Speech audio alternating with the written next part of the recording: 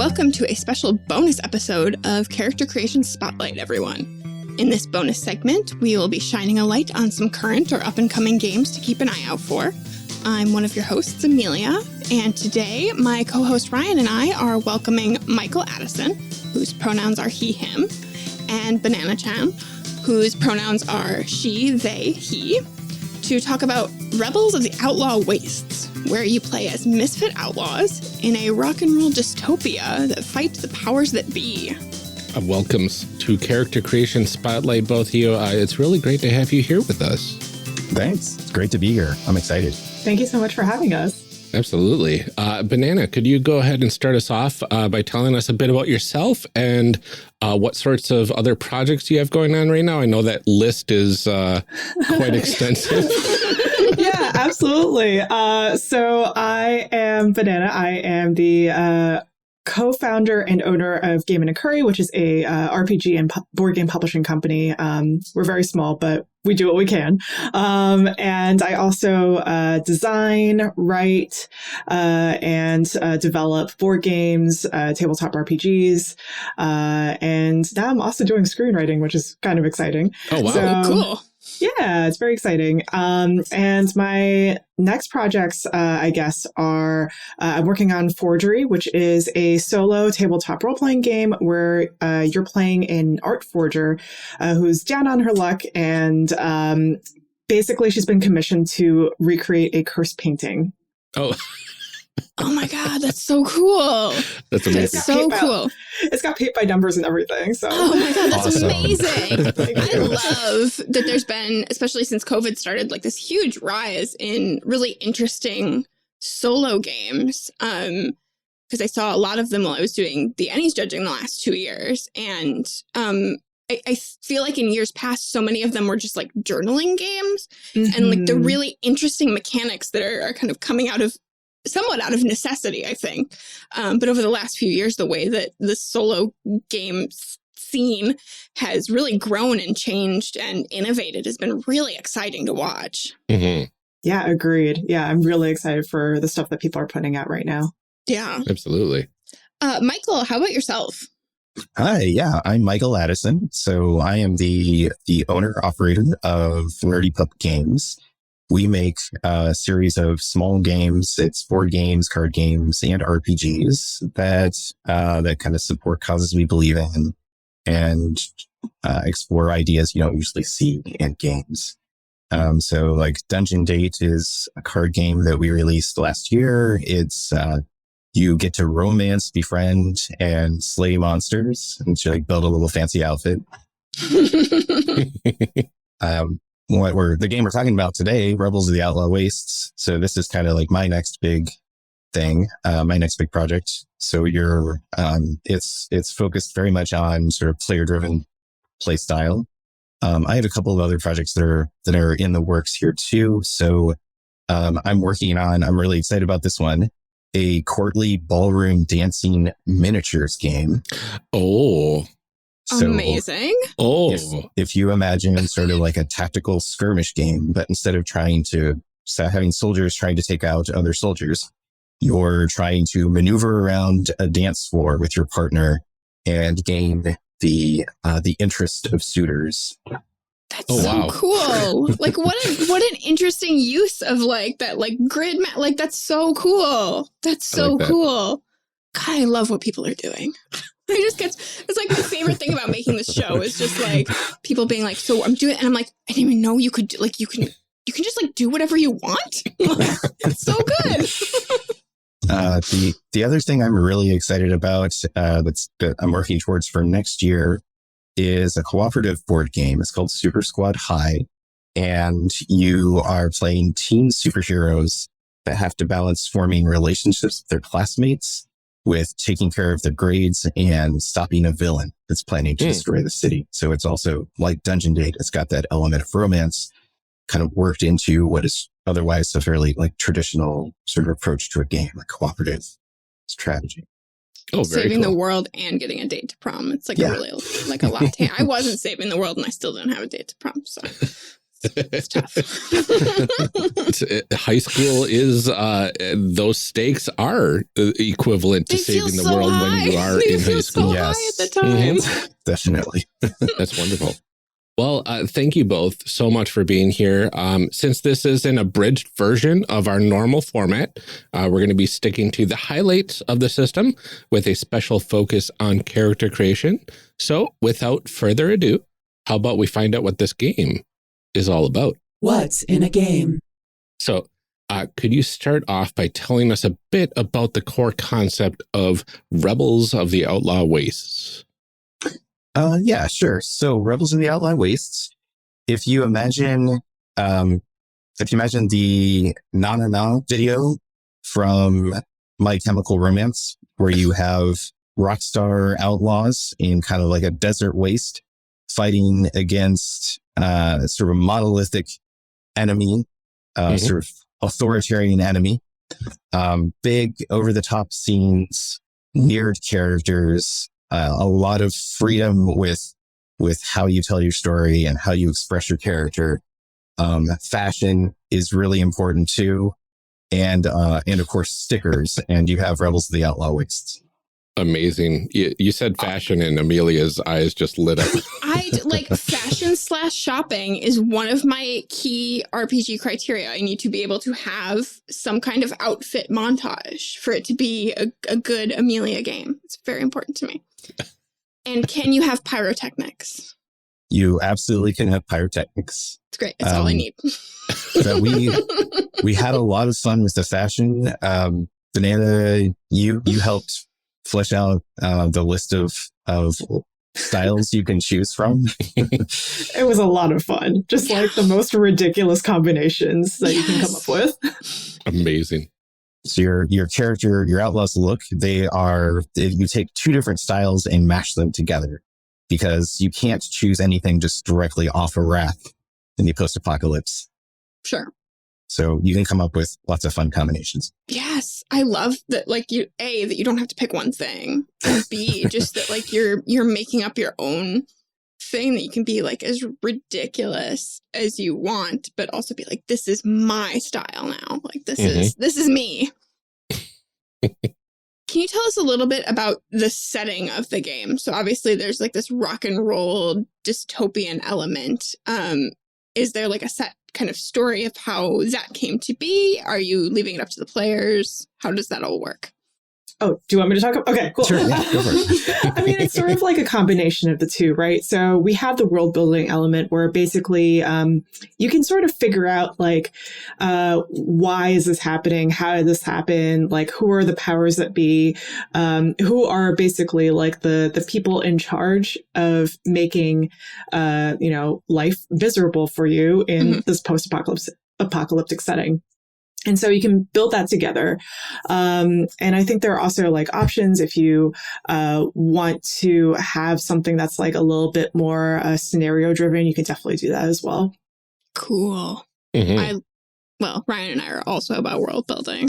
Absolutely. We would love to make an offshoot podcast at some point, maybe. Yeah. World building in this game is so much fun. I'm a lazy designer, so I don't want to design a whole world. so just give us the tools to make a world ourselves. Everybody will be happy. Exactly. Yeah. Uh-huh. Yeah. Look, I added more stuff for you to do because I didn't want to do it. So what do characters do specifically then in this game? Well, they're fighting against the powers that be, and the sort of the role for the GM is the voice. So they're this voice on the waves. It could be a radio DJ or a mysterious recording. And they're telling the rebels about all the bad things that the powers that be are doing to the people that are kind of left in this wasteland, or I guess the valley, sort of the last bastion of civilization. So they're doing things to look out for the downtrodden, the people that are kind of under the heels of these authoritarians.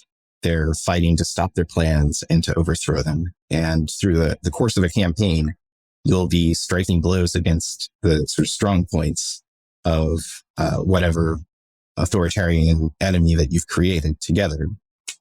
And then once they become weakened, then you can potentially free your outlaw wastes from tyranny. Oh, very cool. So what sort of materials then do we need to play Rebels of the Outlaw Wastes? I heard stickers. Right. Yes. I always struggle to not bury the lead on the stickers. So in addition to the stickers is you're also going to need dice sized D4 through D12. So you're going to use those to make action rolls, and pretty much everything in the game is coded by a die size from in that range. And then you also need like a handful of D6s, and we use those for hazards, which are bad things, complications that kind of up the stakes of a scene. And then other than that, yeah. So you can play without the stickers, but why would you want to? Why even show up, honestly? So for digital play or whatever, you can just have like a sheet and then circle the badges. So the stickers are represent badges. Those are ways that your character improves over time.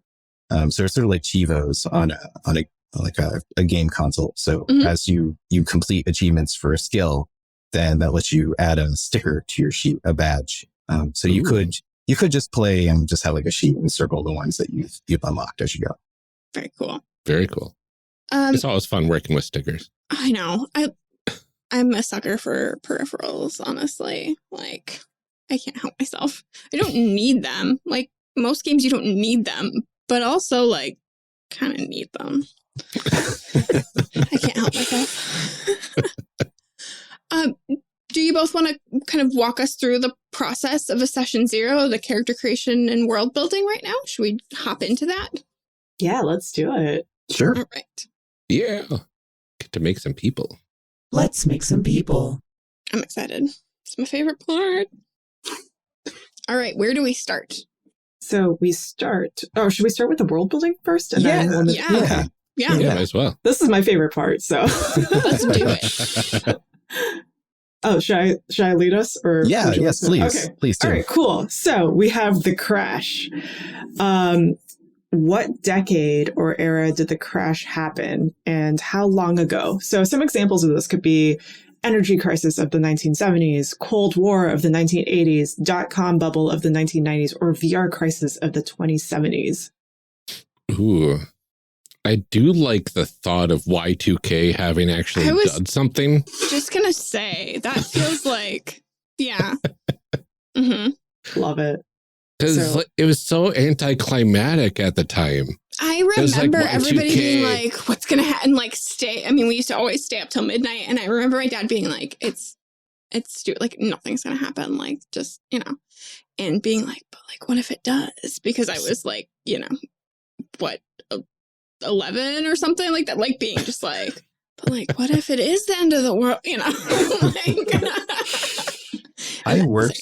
I worked in IT at a bank, and right before that, and about 18 to 12 months leading up to that, it was just project after project, and everyone just sweat beating on their brows. Yep. Oh my God. Because if all that work hadn't have happened, the banking system would have just stopped. That would have been like disastrous to capitalism. Oh no. We would be living in an outlaw waste right now. I know. Right. I just like looking back on it, it was like, what did you think was going to it seems so ridiculous now. But at the time we were all like, oh my God, it's the end. Okay. So yeah, I think we should do some like Y2K happened and everything just fell apart. Yep. Love this. So Y2K happened. What was the height of technology before the crash?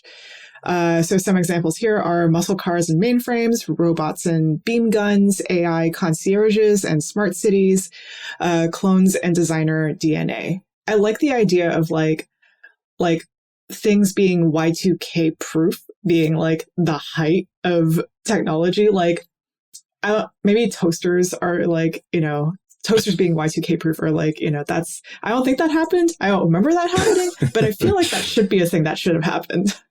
I don't know if you guys if either of you watch The Mitchells versus the Machines on Yes. Netflix, and I just love that scene where like he has a tennis racket that also has the PAL smart chip in it, and he's like, why does this need and so like anything that doesn't have that kind of, you know, like that has no connection to the internet, even though you know, not everything was internet connected at that point, but you know, like anything that is just like the most basic, like your refrigerator, probably okay. But you know, it's like your phones don't work, your computers don't work, banks don't work. I remember there being like this big thing, even when like gas prices started going up, that like could old school pumps that had like the, you know, like sort of like the rotary numbers or whatever, would those still be able to work? Because they didn't go up that high. And you like that kind of stuff. Everybody's just like, it doesn't work anymore. I don't know what to do with this. Anything you have to use an ATM card for, you know? Ooh. Yeah. I do like having some tech that survived this, and now it's like all we can use are like 1950s vehicles, and like maybe we souped them up to be like you know, electric powered or something, like with batteries, but like still no like computers to control it, because I don't know what happened with Y2K. I'm assuming we'll figure that out. Yeah. Yeah. Awesome. So what do the survivors of the crash remember best about the old world? I think everybody really misses MapQuest. Oh, and AOL chat rooms. Yeah. Yeah. Yep.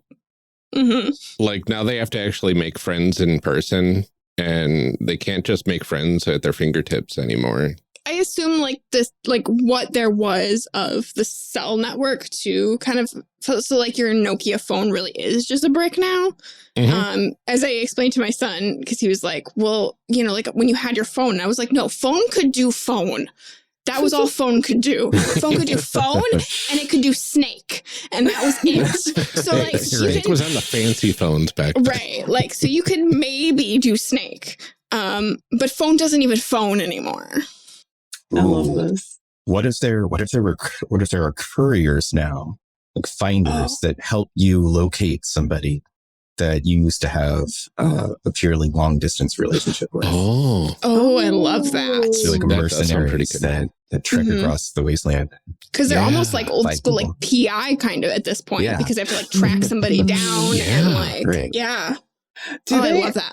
Do they still go by AOL? Like the word AOL has like, it's been like basically forgotten. Like no one remembers like what AOL stands for anymore, but like they still call themselves like AOL or something like that. Yes. What was it? AIM. Yep. Maybe they're AOL aimers. They're aimers. Oh yeah, the aimers. Yeah. Yeah. Yeah, because people forget that stuff really quickly when you're not using it all the time. Again, another example of my children. You know, like my son said YOLO the other day. My daughter's like, what does YOLO mean? And he was like, I don't know, just like, you know, YOLO. And I was like, oh no, I'm so like, I am at an age where I'm explaining the memes to the children. Like, oh the oldest memes in existence. Right? And I was like, YOLO, you only live once. And he was like, huh, okay. I'm like, oh no. We've hit that point. Today's middle schoolers don't know what YOLO actually stands for. Oh, That's weird. Yeah. I know. Do you feel old now? Welcome to the future. I just like that of the thought of these people in this world kind of just they're speaking in internet lingo every now and then. So they've incorporated LOL and all that old late 90s terminology into their vernacular, but like but they really just say lol, and like they think that's what it is lol. They say lol when they're supposed to laugh, but like they don't laugh anymore because the world is dark. The world is dark. They say :P when they're kidding about something. Oh, Like no. the sideways sticking out your tongue emoji. Yeah. Oh yeah. People are speaking in emoji text. Semicolon, right parentheses. Yeah. It's like just smile with your face. It's so much quicker. Have y'all seen the show The Circle? No, I I haven't. haven't It's watched it yet. Yeah. It's a reality TV show, sort of like Big Brother, but like everyone is in, they're in separate rooms. So they're in separate apartments. So they never meet each other, but they like know of each other through their social media profiles. And they only can communicate through like their chat, like their, like the TV show made like their own chat based system. And so like they can only chat through there. And like anytime they want to like chat to someone, they say something like circle chat. I want to send a message to like, whoever. And I want to say like, hello, hope you're having a great day. Smiley face, winky face emoji, and heart emoji, send. And they don't smile, they don't laugh or anything. They just like say it. It is the most bizarre thing. It sounds like a Black Mirror episode. It's so good. I have to watch that. Ugh. It's very good. So we've made a very dystopian future of people talking about their emotions instead of showing their emotions. I don't know, which in like a dystopia maybe you want, because like there's probably a level of like survival instead of like, I can't get angry and fight with people. Like I can, put like a frowny face or like an angry face or something. But like, showing those things could be like disastrous at that point. Everybody's so on edge and tensions are so high. And it makes you vulnerable. Yeah. Right. Yeah. Did you see that article that was going around that was saying that like millennials use LOL to de-escalate situations? Yes. Yeah. And then I saw somebody like a couple hours later on Twitter, like somebody did it. And then this person was like, it's not funny. And then somebody responded, it was like, no, you use it to indicate that I'm not like angry, that I'm like chill right now, that I'm not, it was like having to explain to this other person, like, no, that's not what it means. Yep. Like, it doesn't mean laughing anymore. It just means like, just so you know, I'm not upset. or you could go with the old person interpretation of lots of love. Oh my God. Oh. Yeah, so like, are there things like that people have reinterpreted, like that we don't say, but that people have reinterpreted? Probably. We're gonna have to come up with this later. Is it shaking my head or so much hate? Who can say? Yeah. It took me until last year to figure what SMH stood for. So great. So that's related to the next question, which is what relic survived from the crash that is now a mystery? And I do like the idea of like a dictionary or like how there's what was that website called where it's just like it basically like gives you all the slang and like the Urban Dictionary. Urban Dictionary. Urban Dictionary type of thing. Did Someone's print printed it all out. Yeah. Someone has written some like dot matrix paper. Yeah. I feel like there's one library that has like a full set of like the Worldbook encyclopedias, but they're still from like 1985. So that's like you're looking things up, but like it's not, it's like you can see what a whale is or something, but like a lot of it is so inaccurate. But that's the information people have, you know. All the computer manuals from 1985 onwards, they stopped existing. Like they were all digital, and now they can't get those anymore. And maybe somebody hoarded them to try to figure this out and figure a way out of this. But like the general public doesn't have access to that anymore. No, I mean, nobody's updating Encyclopedia Britannica anymore. Like you're not getting your CD. Oh gosh, the 90s were rough.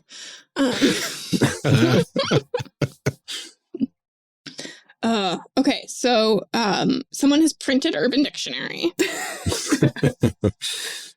We have a lot of books that are pre-1985. Is there anything else we want to add to the relics section? Tamagotchis are popular still. Yeah. Yes. Like one of the most popular like electronic devices that survived the crash. Love it. Yeah, I bet they're like essentially high level currency. Oh yeah. So pest dispensers used to be thought of. Right. So actually, what if all of the trade is based on like the Tamagotchi as like a standard. So Yeah, the Tamagotchi is our new gold standard. But Yeah. Tamagotchis can become more valuable if you feed your pets more and play with them more. And the more advanced your pet is, the more valuable your Tamagotchi device is. Yes. So it's a little like Bitcoin. Yeah. So like, just do we mine your Like Tamagotchi to make it more valuable. So like that's obviously like so like you're not gonna trade that for food or something. Like that's your full value. So like, do we have some other kind of like smaller currency? Like are we trading Beanie Babies and then like the currency is bigger depending on how rare that Beanie Baby was? Like we've stuck to whatever the 1999 value of those. Yeah, maybe I also have the Pez dispenser possibility for currency where you dispense Pez pieces and then they load those Pez pieces. They don't eat them. Nobody eats them anymore. But like they're passing the Pez pieces around as small currency. And then Beanie Babies are like the mid-tier currency. It's like and then $20 Tamagotchis bills. are the variable like, oh, this I could buy myself a 1950s like Cadillac with this thing. Yeah, like, oh man. Okay. That's hilarious. Love those. Michael, did you want to do the next part or do you want me to continue? Oh, sure. Yeah, I'll jump in. So our next section, so we've got, just to go give an overview here. So we got like 4 sections here. So we have the crash, which we've already done. Now we're going to talk about the Outlaw Wastes, which is where our rebel characters live. And then we're going to come back to the valley, which is the area that's controlled by the powers that be. And then finally, we'll decide what our power is like. So for the Outlaw Wastes, we're going to choose 2 different terrain types to mash up together here. Ooh. So we need to, so let's think about what's the world like now that Y2K has kind of destroyed everything. There's got to be a junk heap. Yeah. It that feels feels Yes. very apropos. Agreed. Yeah, so junk heap is piles of wrecks and refuse from the old world, rust mixed with bright plastics and pools of runoff. So you have a few other options. We could mix that with rocky terrain, kind of like mountains. You do dry flats, which would be more like a desert. Or what about wilderlands? Wilderlands? Like the place between civilization is starting to reclaim. And so it's like growing through and around these junk piles and stuff. Yeah, I mean, I feel like we've essentially at this point then sort of stopped a lot of the progress of global warming because we haven't, furthered a lot of that technology. Mm-hmm. We are not doing shipping and manufacturing on those mass levels that we were before. So I think that the wildlife is sort of reclaiming a lot of things. I like that. I think that makes sense. So what strange beauty or wonder results from this combination of junk heap and wilderlands? I like the idea of like an IBM or like an Enron type of office that's just been taken over by like jungle. Yeah, with just like vines crawling all over it. And yeah. Yeah. Like the skyscrapers of like Chicago or New York or whatever. It's like things, the amount of ivy that's climbing up them and like in and around like the broken glass structures and stuff. And that's got to look pretty sweet. Seeing that green. Yeah. I imagine walking in as like sort of entering a cathedral space. The light shining through the broken windows and tinted green from the plants. Oh, yeah. What forces of nature make life dangerous because of this combination of terrain? Ooh, so because there isn't much upkeep with like a lot of the stuff from the old world, like how explosive is some of the stuff? Yeah. A lot of old cars and like tanker trucks just full of denatured fuel. And I think you have a lot more wildlife kind of roaming around too, as these sort of forests have taken over too. So you goodness only knows what those animals are getting into, and so there's the sort of potential that anything could go off at any point because some animal got into it or something like that. So, what mode of transportation do outlaws rely on to get around this terrain? I think it's got to be like electric buses or something, like something that they can charge up with solar power, right? And then use that to get around, because nobody's drilling for oil anymore, and so gasoline is all run dry at this point. And so now it's a matter of we can make batteries, with supplies. We can scavenge all these batteries, and so now we've got like these array of car batteries in the back of a bus, powering our vehicles. I'm kind of imagining a lot of roads choked with the vines and overgrowth. So how would these buses be getting through there, do we think? I think they've slowly over time been modified to like be able to handle, like they've become more like all-terrain buses over time to be able to kind of navigate some of that. Yeah. Like you've got the old school car people that are like, into restoring the old like classic vehicles that are like, hey, give me a shot at modifying these buses because we need to get out there and do some stuff. So like they souped them up with the electricity. They made the wheels like all-terrain wheels, or maybe even like partial treads or so, something to like be very robust and good to travel in all sorts of environments. The shocks on these must be amazing. Right. Love those. Or it's just a terrible ride. Like, could just be like, you just don't go very far because it could be a terrible ride. But I do like the thought of buses being the main thing, because there's a lot of surface area on the roof for solar panels. Yeah. And then you've got a decent amount of like people capacity. Plus there's enough space for storing like in the like package compartments of the buses. You can have your batteries stored and everything. So you've got to have room for all your beanie babies too.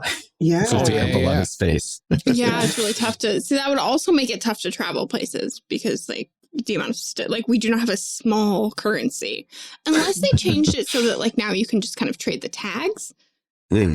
Oh, that's smart. But you're not supposed to take tags off them because they're not worth as much. But maybe after the apocalypse, it's like, okay, we can. eBay doesn't exist anymore, so nobody's auctioning them anymore. Right. Yeah. Right. So maybe it's just like Beanie Baby tags. Yeah. Do you think everyone's like nomadic, and that's why they're all in these buses? Like they live there. They just like, they go from, I mean, if they're nomadic, then maybe like towns don't exist either. Is it like a lot of like caravan kind of living? Yeah. That could be interesting. Like going from town to town and scrounging together resources to improve the things that we already have. And then once we have taken all the stuff that, could be dangerous to the town, taken care of that, could be dangerous to the wildlife there. And then we move on to the next one to kind of fix up that place, as well as, bolster what we have.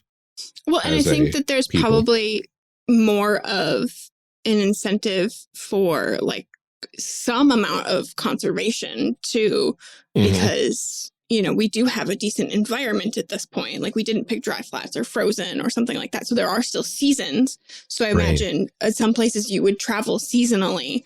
Right. And you would also want to make sure that like if you came back to this place in the next season, there's still food for hunting or, foraging or whatever. Yeah. Plus there's probably a lot of stuff that's like trying to poison the environment, but like a lot of things that leak and whatnot. So like we have to find those and take care of them as we move about, so that we actually have all this nature to appreciate and to, hunt and gather from. Okay, it sounds less like dystopia, more, as we it's go. Very cyberpunk. Right? Yeah. But we haven't gotten to our big problem yet. So right. Yes. Well, we can ruin this. All right. So our last question for the Outlaw Wastes is, what is the voice that communicates danger and opportunity to the rebels? And how do the rebels receive its messages? It's got to be the radio, right? We're in buses. All the buses have radios. Mm-hmm. Plus, it's very like, I think Fallout, the Fallout series, it was just like the classic like post-apocalypse series of video games, and like they've got the radio stations, the like rebel radio stations and stuff that you can tune into, and just the thought of having like this mysterious DJ out there that's probably also nomadic. So like, you know, no matter where they are, they're like transmitting, and they're constantly on the move because they have to be for their safety. And just setting up in various, you know, pre-existing DJ stations, like radio stations that were like, you know, oh, we never updated our sound deck in like 50 years. You know, we're still running on 1960s technology. It's fine. And then Y2K happens and like, hey, our stuff still works. Yeah. You don't want to been go around for a while. You don't want to go out of range of the DJ. Oh, yeah. Well, because I mean, like right now there's danger. tons of radio stations like kind of operational. So I think whenever this, you know, mysterious DJ moves, you also have to like word of mouth figure out kind of like where there is still radio then, so that you can get there. I do like that there's also like a opportunity to be a relay messenger here to like relay between DJ regions. That's cool. But I also like the thought of it's on the AM band, so you can get pretty much anywhere in one side of the world with that band. So like, you know, maybe there is only 2 or 3 DJs in the entire world, right? Spreading this message, this voice. Yeah, that's cool. Because who uses AM anymore? So, right. Banana, you want to take us through the valley? Yeah, sure. So for the valley, so the first question is, choose something familiar in the valley. Describe it. So it could be a famous landmark or destination, a city one of you have visited, or a small town or community that you're familiar with. For a little context, the valley is the last bastion of civilization where the powers that be rule. I kind of like the idea of a landmark. Yeah. For some reason, the St. Louis Arch stuck out in my brain. Just because of the, what was that sci-fi show? Defiant, I think it was, or something, where it was like aliens came to Earth and like humanity and aliens had this like colony or this like amalgamation of their peoples in St. Louis. And the Arch was like a big, just stunning backdrop pretty much anywhere in the city. I think that would be a kind of a cool thing to have there. Yeah, cool. I like it. Cool. The next question is, choose 2 strange things in the valley and describe them. So some examples could be a physical barrier, like a wall, fence, or dome, an old world technology that everyone depends on, a commonly held fear or belief that defies fact and logic, an old world artifact revered by all, or a social compromise that trades freedom for safety. Oh, interesting. Kind of like the thought of combining the first and last one, physical barrier, but a social compromise that trades freedom for safety. So like there's people that choose to be there, but then they have to like work for this, you know, ominous whatever, right? Yeah. It's probably capitalism. We can just say that. It's what we always pick. Capitalism's trying to come back. Go ahead. Are they trapped by the Tamagotchis? Like they have to like keep everyone has a Tamagotchi if you like live there.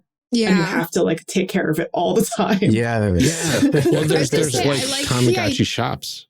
Yeah, so and I think that like that is what these people are employed to do, right? Yeah. Is to just like build up. So for this, you know, basically gold farming Tamagotchis. Right. But because it's something that like you can't, you know, automate or whatever, they have all of these people that like that is their job, is to maintain these Tamagotchis. But I think in return for that, you get some kind of like safe living situation. And I like the idea of all of the people in this sort of St. Louis area being housed in the baseball stadium. Love it. That works. Because they don't have a football team anymore. Do they still have the stadium there? I don't know if they like did anything with the stadium. Maybe there's also people in the football. Oh wait, no, it's the 1990s. So they are still the St. Louis Rams. So then, so I think you have the Cardinals and the Rams stadium is where they're like housing all of these people as like a safe kind of closed in environment as long as they farm the Tamagotchis. I also love the visual of these stadiums like being built on top of, right? Built off of and on top of. So like one of those like aesthetics that you see in like a cyberpunk sort of world where there's like these just a mishmash of different types of buildings all kind of mashed together. Yeah. So it feels like it's kind of like that. So like there's these a whole house hanging off the side of, you know, the stadium bolted together and like it looks like it should fall apart at any second, but it doesn't. Yeah, well, because obviously like, people aren't living in the stadium seats too. So like inside the stadium has sort of been broken down into these houses and, you know, it looks kind of like all over the place crazy. Mishmash of stuff as they've sort of built up and expanded. That's fun. Oh my gosh. It's ridiculous. Do you think that like the symbols, like the mascots, like those are like the symbols that the powers that be like use, or like that's like representative of where you live? Like you're in, I don't know, like if you live in like this section of the stadium, then you know it's like represented by some mascot or something like that. I love it. Yeah, I like that a lot. Would have some identity tied into which seat section you're in. Like we're in section A21. Well, I was gonna say, I feel like if you are like down on the field itself, sort of, you have a little bit more like you're a little more like upper class kind of, you know, because that's on a like nice flat surface, you know, and floor seats are the best seats. So yeah, let's talk about the powers that be. So the force that rules all of this. The first thing we'll need to decide for this is the brand. So the branding of our power. And our options for that are military, technocrat, corporate, and fanatic. So we already talked about capitalism. I think corporate would fit really well with that. Corporate really fits with this, yeah. All right. So they have jackboots. Those are their armed enforcers. And their look is a combination of old world suits, and they're hierarchical. They've got kind of endless supply of dudes in suits, people in suits that they can send out to enforce their will. So and we talked about using some of the corporate branding. So maybe this is like the remote, or I'm sorry, not corporate branding, the team branding. Maybe this is the remnant of the boards that ran those teams. Yes. What if it's okay, I'm going to throw out something wild here. Mascot dressed up robots. Nice. So robots that have the mascot outfits on. So you don't know if it's people inside, but like when you find it out, they're actually robots. I like Love that. All right, we need to choose. So we need to choose a vision and a mission statement for our power. So the options for vision are safety, happiness, a better you, and renewal. And then the options for missions are discovery, chosen one, last standing, and conquest. I like safety and happiness because I feel like we've talked about that a lot already, where it's just like, they're offering you that safety and they're offering you that quote unquote happiness. Maybe one of those two. Yeah, and I think compared to like living out in this wilderness too, like being inside a stadium farming a Tamagotchi doesn't feel that bad you know, like, Mhm. oh, I just get to like play with Tamagotchi all day. Like, that's not bad. But also you can't really leave. So, Yeah. Okay. Yeah, that sounds like safety. So the power Yeah. bullies anyone weaker than itself, taking whatever resources it wants. It justifies itself with the belief that it can use the resources better than anything else out there. mhm. All right. And then for missions, so this sort of sets the goals for the organization. Discovery would be they're looking for a lost artifact of some sort.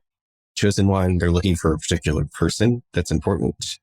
The last standing is they're trying to manipulate their rivals against each other so they can be the last remaining power in play. And then conquest is they're just trying to take over the wilderness.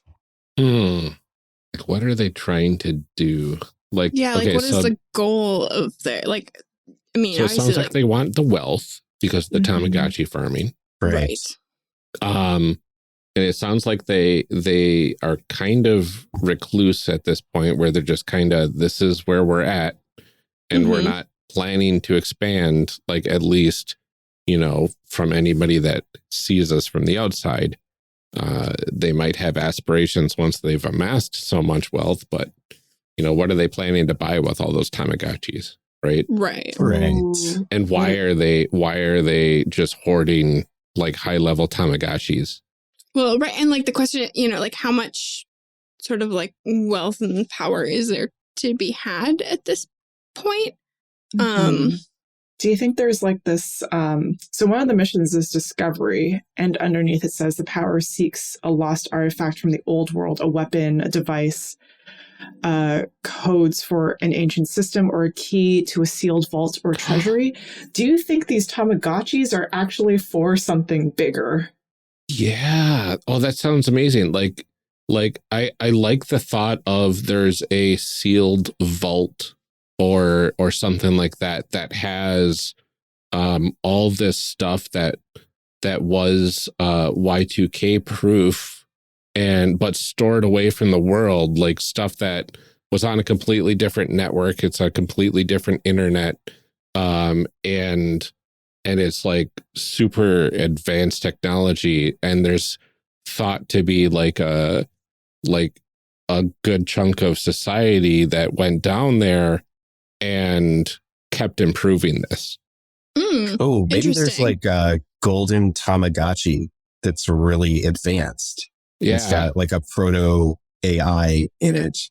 And so they're hoarding all these Tamagotchis because they're trying to find the golden one, the one that's got the Oh prototype yeah, AI. you got to get it to a certain level, a certain combination of like, you have to unlock it with like your progression from level 0 to level 100 or whatever, right? Right. And like, so that's why they keep doing this, is people are trying different ways to get to level 100 to unlock the golden code. Yeah. So what do you do once you have the golden code, though? Well, maybe that gives you the location where this was created. Can I pitch something? Mhm. Absolutely. What if the arch opens up into something? Yes. Ooh, I love that. I mean, because you can go up into the top of the arch. Yeah. There's Yeah. this like janky elevator. It's terrifying. But like maybe like with Y2K that's sort of like shut down. So like you need something to do with this Tamagotchi or the technology in it or something to activate this elevator. And there's something at the top of that arch that can like Yeah. potentially restore the internet. Oh. Yeah. I also liked the thought of the arch was the stuff above ground's only half the arch. Oh, And there's like more below ground. And this is, it's Yes. actually Yeah. like, you know, it could be something as like silly as the arch is just the head of a giant robot or whatever, right?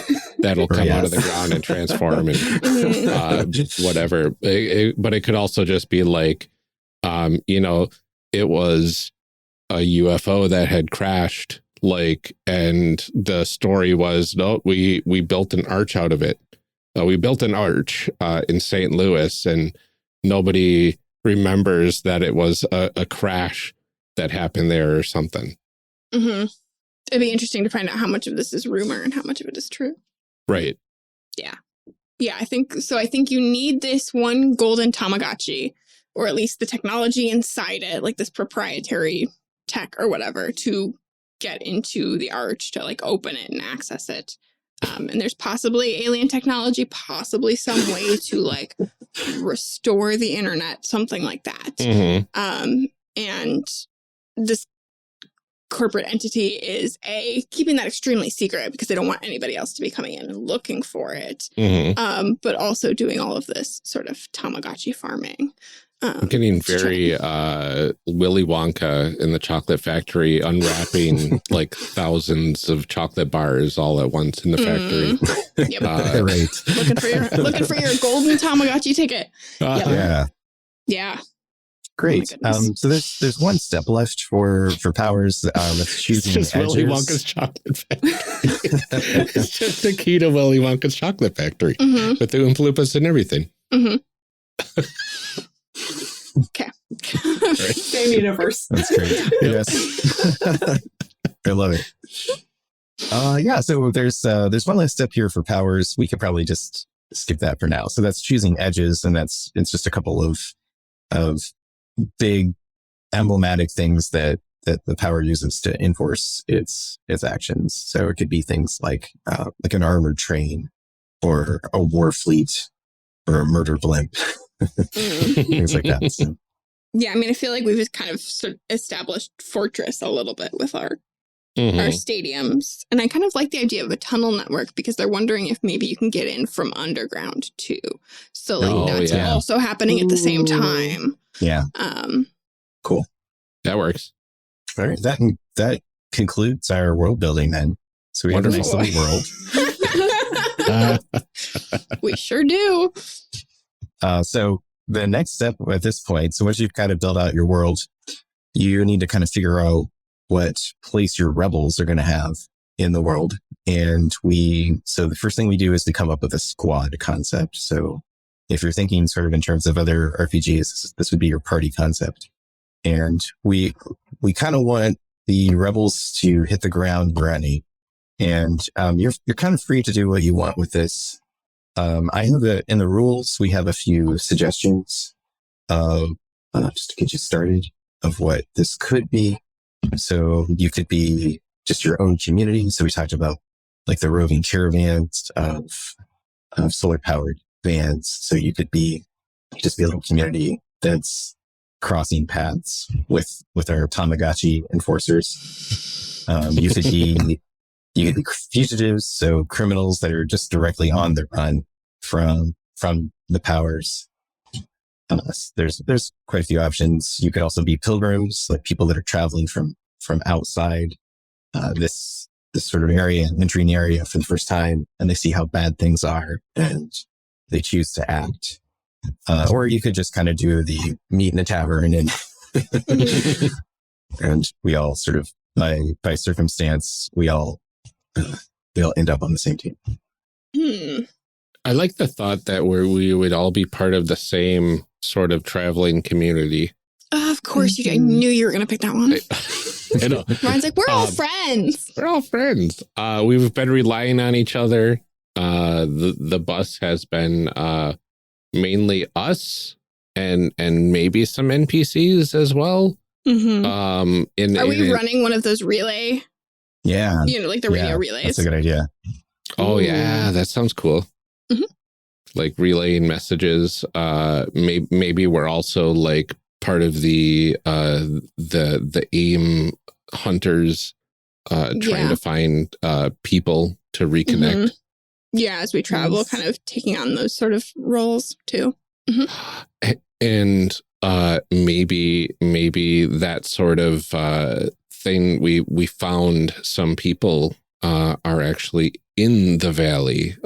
They've chosen to come here for the safety, and now they're forced to be Tamagotchi farmers. Yeah, we sort of tracked them down to this Tamagotchi farm. So now we have to save them because they're best friends back home. I never thought I would say. We gotta save them because their best friends back home are missing them, and they've had the most wonderful conversations back in the before times. And now they just, all of a sudden they you lose disappeared. track. And yeah. Exactly. Nobody has landlines anymore. No, because it was all dial-up. So if the internet doesn't work, the phones don't work. That's true. Yeah. So we got to save the people, right? Right. Absolutely. Nice. Okay, so once you kind of have an idea of what your squad is going to be, then it's time to make characters. And I think we're just going to kind of talk about the steps involved with that, right? So, Banana, do you want to talk about that a little bit? Yeah, sounds good. So the first thing that you want to do is you want to create your background. So we have a bunch of different backgrounds that are for your rebels. So one of them could be the outlaw. So the outlaw is basically just like the rogue character that you see who has like that mean streak, right? Who like knows what they're doing, and they're always in, they're in westerns, like depicted in westerns, like that kind of character. There's the ex-jackboot. So maybe you used to work for the powers that be, but you like quit, or somehow ran away, or somehow escaped them, escaped being under their employment. Had a change of heart, perhaps. Change of heart. Yeah, exactly. And so you just like decide to leave. Once they started replacing the mascots with robots, it was like, you saw the beginning of the end for your job prospects. Yeah. Right. You have the nomad, and so maybe the nomad in this situation will be someone who just like doesn't want to stay around in like a town anymore. Maybe they're just like more interested in what we're doing right now, which is like going around like helping people and like passing on messages. Another character is a robot, so you can have a robot background if you like. I love the art for this robot. I just like, so right. It's incredible. Rubber ducky with grenades on. Yeah, to describe this, this robot is wearing like a rubber ducky pool floaty around their waist with grenades attached to it. Also has like a flower crown unicorn horn on top, and rollerblades. It's great. It's so good. It's great. Yeah, so that robot's look is cute plus soldier, I believe. I love They it. matched them up together. Amazing. The art's by Alessandra Rossignato. She's an Italian artist. She's incredible. Yeah, she's done amazing artwork. It's great. It's great. Absolutely. So good. So yeah, if you choose to be a robot, maybe you want to be a robot with a pool floaty. Next up, we have the cyborg, who's like half human, half machine, maybe half Tamagotchi. Who knows? And then after that, we have the Moreau, who's like an animal human hybrid. Maybe they've spent some time in like the wilderness side of the world. Maybe they're like somehow like mixed together between like when the Y2K happened. Maybe they've just like they were in like a science lab or something, and like accidentally got fused with something else. Morlock, you're an underground dweller, so maybe you know a lot about this secret underground like Tamagotchi thing, and like you actually just like know a lot about it, but like I don't know, maybe it was never brought up until like now you need to like use your knowledge. Tube Baby, so they're sort of like an 11 character like from Stranger Things, where you're just really like psychic. Yeah, so you're like a psychic who like knows how to use superhuman talents. Basically, like you can like maybe teleport, or maybe you can like lift things with your mind. Things like that. So you have like psychic abilities. And I think that's all the backgrounds that we have. Right. Am I missing any? I think that's it. Yep. All right, cool. So yeah, if we want to start, we can definitely like choose a background. Gosh, there's a lot of good options here. I'm kind of thinking outlaw. Okay. Yeah. I know you're shocked. I am very shocked. I'm guessing Ryan's going to go like nomad, probably. No, I'm between Moreau and Two Baby. Nice. Because I love a good psychic character class, and not many games have like psychic superpowers in them. So I'm like very intrigued by that. It does sort of change the tone of the game, you know, when you add that in there. But we're like the kind of the extraordinary type, like the unique types, I'm guessing, in the world. Exactly. Like there might be nobody else like us. Yeah. Especially with the Moreau and the Two Baby. Nice. I can see that being a thing. Cyborg as well. That'd be kind of rare in a society without much technology. I don't know. There's no like ethics oversight from the government to really stop anybody from doing these things. That's right. You know? So. And we already established that robots are a thing. Right. Yeah. Yeah. So what's everyone picking? Yeah, I think I'm going to go with Outlaw. All right. I'm going to stick. Oh, no. Okay, I'm back and forth. So, Banana, Michael, what are you thinking? I really like the idea of the Tamagotchi cyborg, but since that was your idea, Banana, if that's what you want to go for, I don't want to take that from you. Sweet. Yeah. Yeah, I'll be a Tamagotchi cyborg. Oh, wonderful. I'm actually kind of thinking ahead. I think I want to be one of the AIM courier people. So I think Nomad may actually work very well for that. So yeah, Nomad. All right, I'll go. Still weird, but not like way out there. The Moreau. I'll stick with that. Because gotta unlock the inner cat girl in me. So okay, yeah, that was going to be my next question: is what animal do you want to be like? So the way great.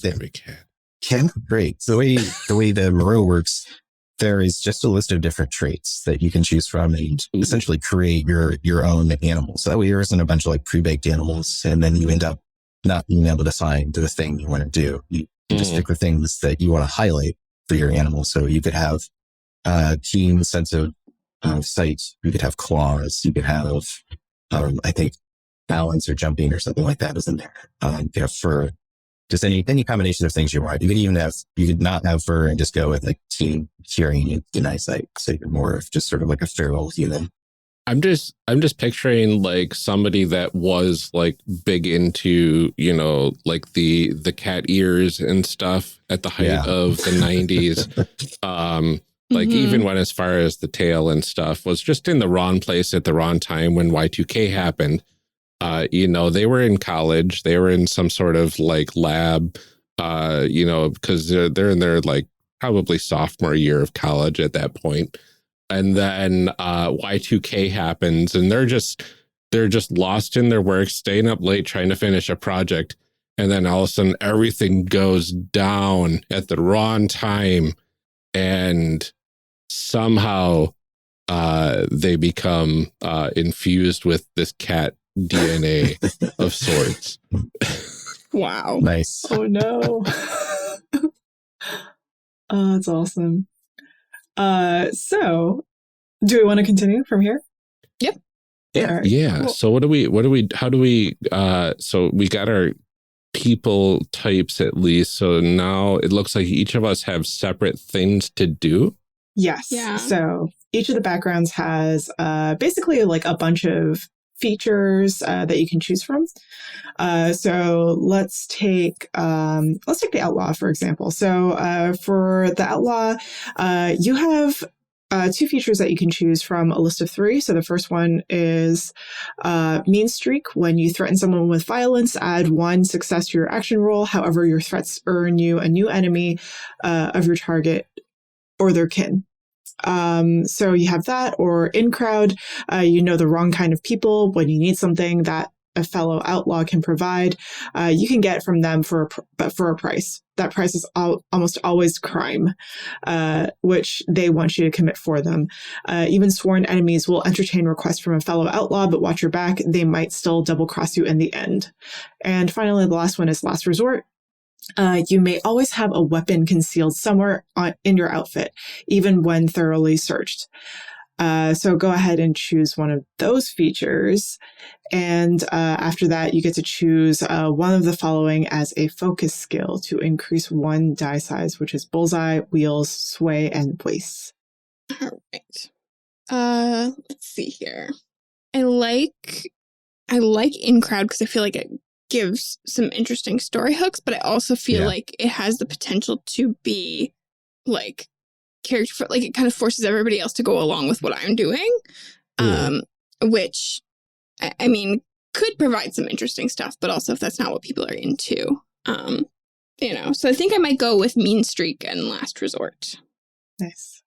And on your character sheet, you'll also see that there's like a whole bunch of things going on. So you have like your body, brass, and brains. And then underneath each of those, there's like three different stats that you can like basically like mess around with. So you can choose one of the following as a focus skill. So you can increase the die size by 1. So you have bullseye, wheels, sway, or wastes. Okay. I'm going to go with sway because I just think that's the type of character that I like to play. Awesome. Cool. And then after that, you have one good gear that you start with. So that's a D6. So you can have a 6 gun or a rifle, or you can make your own. And then you start also with 2 poor gear, which are D4s. So you have binoculars, gas mask, pocket bike, dirt bike, repair kit, first aid kit, bear trap, signal mirror, or you can make up your own. So choose one good gear and choose two poor gear. All right. I'm going to think on that for a minute. Yeah, sounds good. In the meantime, should we go over to the Moreau? Sure. Yeah. All right, cool. So we've established earlier on that you are half cat, and you can choose 4 gifts that best represent your animal nature from the list. And there's like a whole bunch of them. So like basically, it's on page 28 there. Yeah. Yep. So you can do like claws and fangs. You could do poison. You could do beak and mandibles. That might be kind of weird with a cat, but like I think that'd be a great idea. If you want to do that, fur, feathers, scales. The list goes on.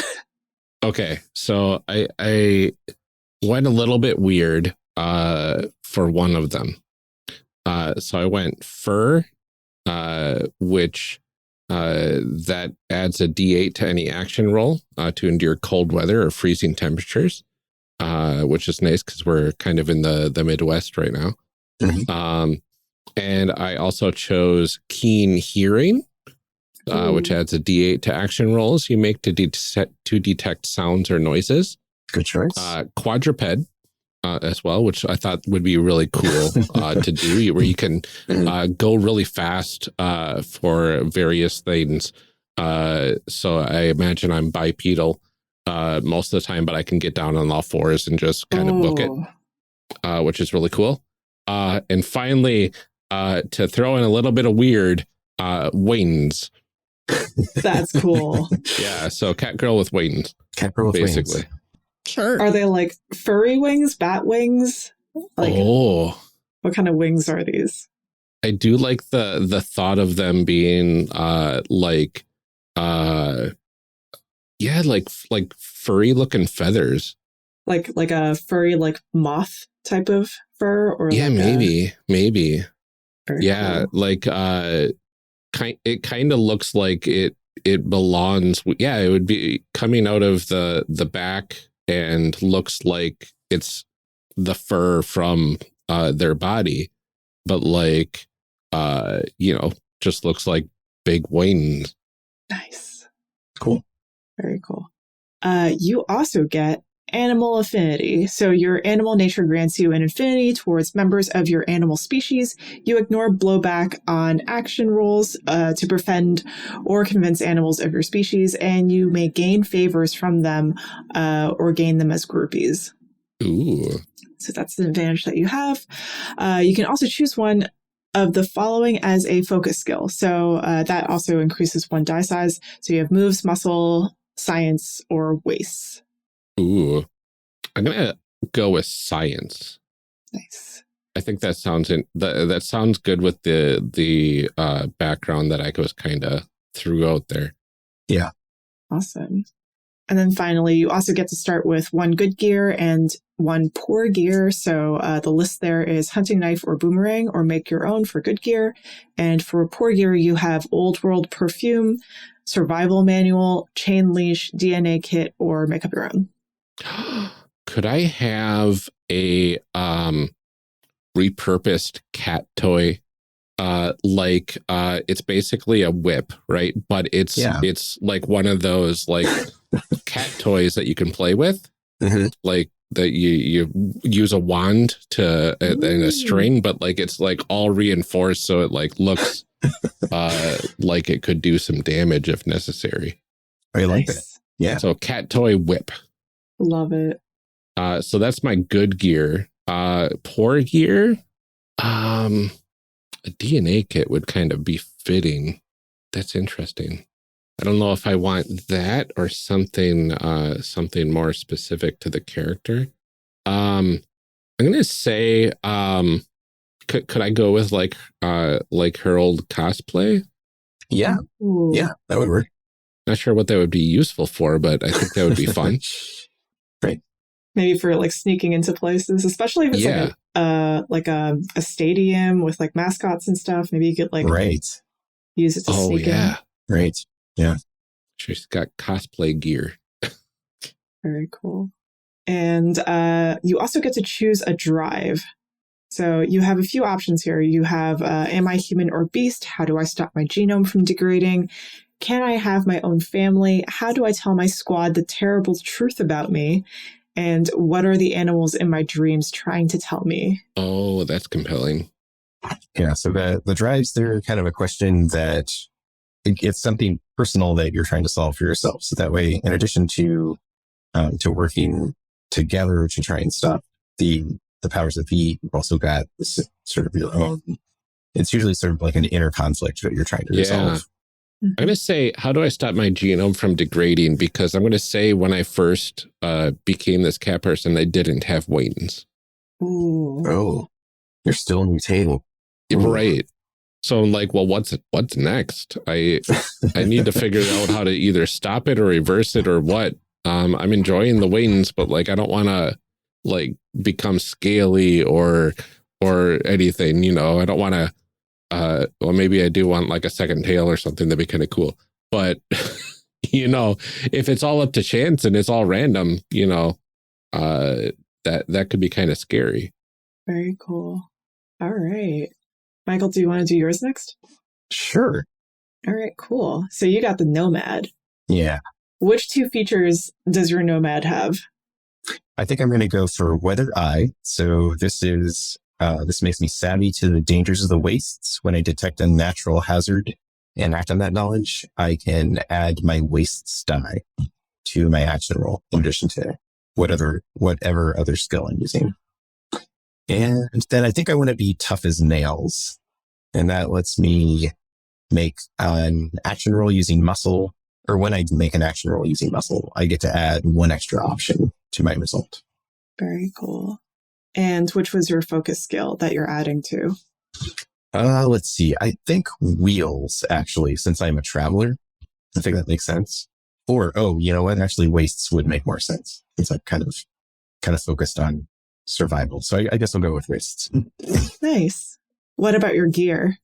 I think I want a metal detector so I can locate lost Tamagotchis. Nice. Love it. And then it looks like I just get a bunch of junk. So probably broken Tamagotchis and very cool. Old AOL CDs, that sort of thing. I love that. I think I need to have like maybe like a jacket or like a piece of armor that's made out of just layered CDs. Yes. Oh, that's amazing. That's how you know that I work as a courier. to fight it. It's very good against the laser weapons from the robots. Right. And just turn it so it's reflective side out. Yeah. And for whatever reason, you have the reflective side out, and when it gets hit by a laser, it like if they're music CDs, it plays music for just for fun. Just for a little bit. Yeah. I love it. And what's your drive? Let's see. So I like where do I belong?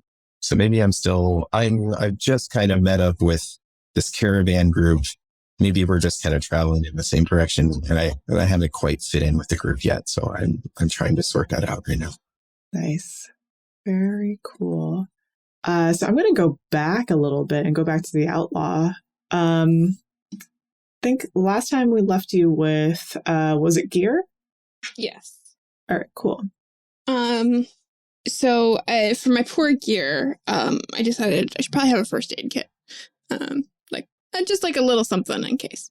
And then for the good gear, I want to kind of build my own weapon. But I think it's something that I'm just continually adding on to over time as we do things and go places. It's just sort of become like it's this ridiculous mishmash of pieces, and it's like a scope from this thing, and so I think it's like this, and it does not even make sense. Like it shouldn't work, but it kind of does. And so it's just lots of pieces. I don't know anything about guns. It's just like a lot of pieces from a lot of different guns, and other things that are not guns, just kind of mashed together. Awesome. And as for a drive, which one would you like to choose? I picked the last one here. What is stopping me from living the peaceful life I keep preaching about? Oh, Ooh. awesome. Nice. And for me, so I chose Cyborg, specifically of the Tamagotchi variety. So for enhancements that I'm going to have, I am going to have, well, I definitely want that sound system. So it's always playing like the Tamagotchi sound. Or even like ads from like old, like the sounds from like the old commercials or something. Mm-hmm. So I want the sound system for sure. I think I'm also going to go for chrome plating because that would look badass. An arm cannon, and I think I'm just going to have a leg compartment where I keep all my like Beanie Baby tags and like I love it. Whatever else we find. Spare batteries. All your Pez. Yeah, exactly. Like just like a whole bunch of Pez that opens out and just like pours out. All right, cool. And when you make an action roll, you may use an enhancement to add a d6 to the roll, in addition to dice from skill, look, and gear, which we'll get to in a minute. Once an enhancement has been used, it cannot be used again until you've taken a safe rest. For the focus skill, I'm going to be choosing, I think I'm going to be choosing moves. And for the good gear, I'm going to go for a battle axe, but it's like a keytar battle axe. Yes. Nice. So it's like a combination of the two. And for poor gear, I'm going to have it's like a Risk computer, but like all it can do is really like play the same game over and over again. It's like got solitaire on it or something. Snake. Yeah, like Snake. Yeah, it's like it's got two games, Snake and Solitaire. Maybe a third. Third could be like what's like another game that like was terrible back then? Pipes. Oh, Pipes. Okay. Yeah, where you got to connect the two pipes with various shapes. Yeah. There you go. Oh, man, I haven't thought about that in forever. It's got 3 bad games. I'm just remembering my pre-internet days of owning a computer, and it was basically solitaire, pipes, and then when that pinball game came out. Ooh, yeah, that was legit. That was pretty advanced. Minesweeper. Oh, Minesweeper. That was a good game. That was fun. I liked that one. Loved Minesweeper. And for drive, I'm gonna say, oh, this is I'm torn between where is Binker, they did this to me, or am I the person in my memories or someone different now? Ooh, I love a good identity crisis. Yeah, right? I'm going to go for the identity crisis. I think I have issues. Oh, that's very cool. All right, cool. So now that we've gotten our backgrounds out, Michael, do you want to do the next part? Sure, yeah. So the next thing is callings. So backgrounds, they're kind of like what makes your character interesting. And then callings are sort of the thing that you're really good at, sort of the thing that makes you cool. So we have 9 callings to choose from. There's bookworm. They're essentially like a martial arts librarian. Oh. There is brick house. They're big and strong and good at breaking faces and taking punches. There's the dead eye. They're kind of a stalker hunter, and they're good at tracking and making sort of like ambush attacks, that sort of thing. The doom bug, they're kind of a sneaky saboteur. So they've got survival skills, but they also have the special ability that they can make things explode. Love it. Let's see. There's the good body. The good body is essentially like a fitness doctor. So they've got medical abilities, but they're also kind of like big and strong and all about exercise. There's the hot shot. They're a quintessential combat expert. So they're good with pretty much any kind of weapon, and they're a bit of a show off. Mm. And then there's the rocker. They're just like it sounds. It's a musician. They're good at swaying a crowd, and they get to start with a six-string guitar. There's the turbo ace. This is a consummate driver. So they're going to start out with a custom ride. So we talked about our bus. So they would have a cool custom bus. And then the last option is wave talker. They're in tune with the waves, and they're able to sort of like broadcast. They start out with a radio handset, and they're kind of they can kind of tune into the waves and get strange insights. Amazing. All right, one of them stood out to me right away. Oh, yeah. Which one is that? Bookworm. Of course, I wanted that one. But I know Amelia is going to be big into that one as well. Uh-huh. So I'm fine if your outlaw wants to be a bookworm as well, because I think that sounds really cool. Sure. I feel like it's an interesting mix. Yeah. All right. Yeah. So the bookworm, they get to choose one of the following as their focus skill, either whoop-ass or science. And then for callings, you just get 2 abilities. You get 2 features. The first feature is it's in a book. You may describe an obscure fact you know to add a D4 boost to any roll. Mm-hmm. The other ability is friends to know. When you instruct someone, they may use your skill die instead of theirs for 1 roll. And then you get a path from your calling. And this is essentially like a thing that you can make progress on to master your calling. So their path is educate the ignorant. And so each time they teach a valuable lesson to someone, then they get to either mark on their path, or they can improve one of their skills. I think I want it's in a book, so I get to describe obscure facts. I also like the opportunity to just make up facts about our weird world. Feels like a fun thing. I also want to point out that I just really love this catchphrase. Did you know there's nothing I can't figure out with my fists? So good. All right, yeah, so you get both of those abilities. So you get both. It's in a book and friends to know. Oh, cool. All right. And then Ryan, did you also want to be a bookworm, or were you looking at something else? For a little bit of variety, I think it also might be fitting for this literal cat girl now of mine to be a good body. I can see them being like a very bubbly personality that like even pre-crash and post-crash has like been kind of the cheerleader for friends and stuff. Very outgoing there. Plus it's gives me a boost on science. Right. Again. Yep. You can double those up. So yeah, that's a good choice. So I'd have 2 science boosts, and then I can create meds, make some vitamins. So I start with meds and I can make meds.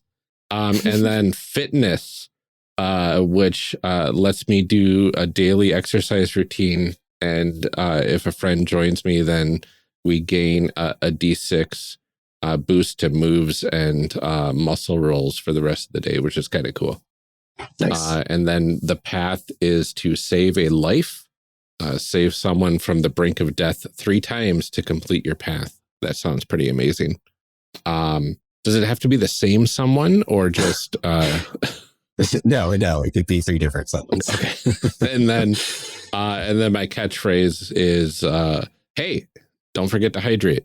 So I like that.